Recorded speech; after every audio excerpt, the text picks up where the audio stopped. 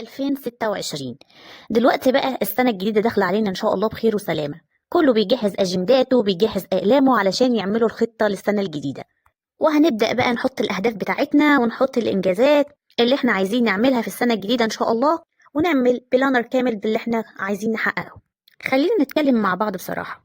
كم مرة بدأتي تخطيط وتجهيز وجهزتي كل حاجة وعملت خطة السنة الجديدة وحطيتي فيها كل الأهداف اللي انت عملتيها وكنت متحمسة جدا ومتشجعة، وبعد كام يوم كل حاجة رجعت مكانها؟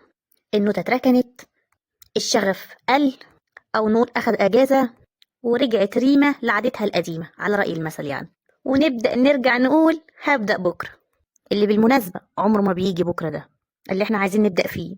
موضوع الحلقة قوي جدا، صلي بينا على النبي بقى في التعليقات واخبطي اللايك الجميل واشتركي معايا في القناة ويلا بينا. عايزة أقولك يا صاحبتي في الله أو يا أختي في الله إن الوقت مش بيستنى حد، وإن الكسل والتأجيل هم أعداء الإنجاز وأعداء النجاح برضه، وكل يوم بيضيع منك هو جزء من حياتك، جزء من عمرك، أو نقول إن هو عمرك أصلا اللي كل يوم بيتحش منه جزء أو بيتحش منه يوم، فاهمة إزاي؟ وأكيد مش راجع تاني، وإن أي حاجة هتعمليها النهاردة حتى لو كانت بسيطة أقوى بكتير من 1000 خطة بتعمليها من غير تنفيذ.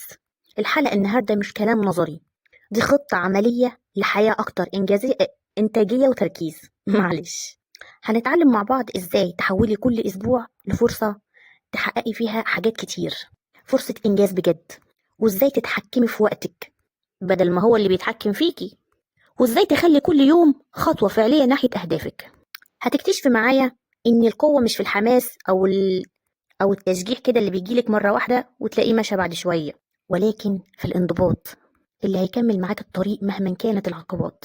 هقولك على أدوات بسيطة ولكن قوية جدا، وعادات صغيرة جدا ولكن تأثيرها كبير.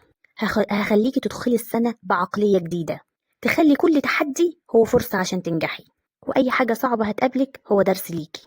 وهعلمك إزاي تقيسي تقدمك، وإزاي تتجاوزي أي انتكاسة تحصلك بسرعة، وبرضه إزاي تحتفلي بأي إنجاز أنت عملتيه وتبدأي تشحني طاقتك من جديد. كل جزء من الحلقة هيخليكي تتشجعي علشان تتحركي لقدام.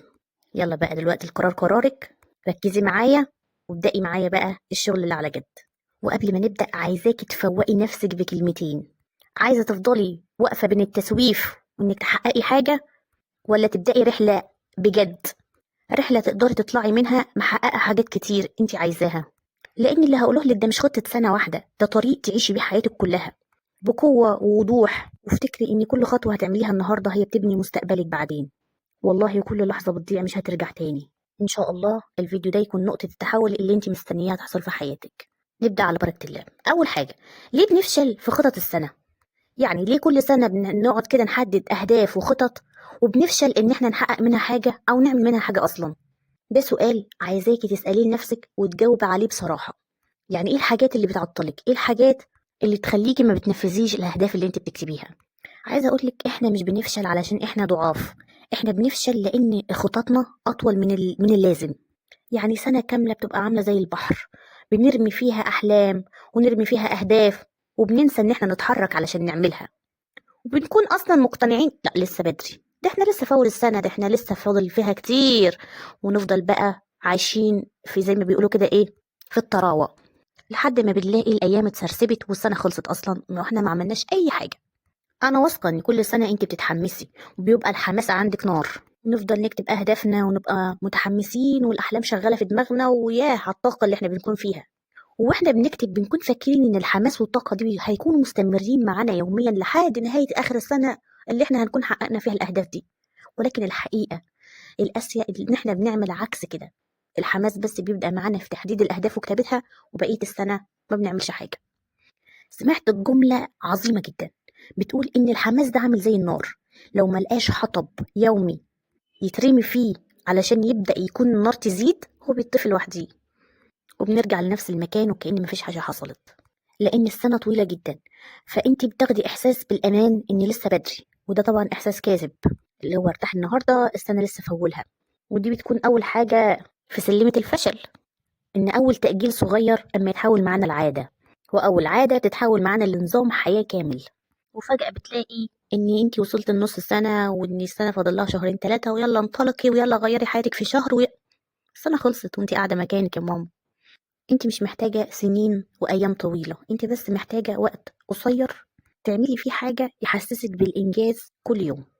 الناس مش بتفشل لان اهدافها كبيرة، ولكن بيفشلوا لانهم الطريق قدامهم مش واضح، كاتبين هدف ولكن مش حاطين له خطوات تنفيذ. علشان كده النهارده هنتكلم عن استراتيجية ال 12 اسبوع. وده عايزة اقولك يعني ان دي حاجة مش جاية تضيف لك فكرة جديدة او معلومة جديدة جنب المعلومات المتركنة عندك، لا، ده نظام هتبدأي فيه معايا من النهارده ان شاء الله. تبدأي تفوقي لنفسك كده وتصحي من الغفلة اللي انت فيها، عشان انت المسؤولة قدام ربنا وقدام نفسك عن حياتك اللي انت سايباها تضيع على الفاضي. وعايزاكي تخلي الوقت اللي بيضيع منك ده حليفك مش مخدر ليكي. عايزاكي تخلي السنة دي عبارة عن 12 أسبوع مش 12 شهر.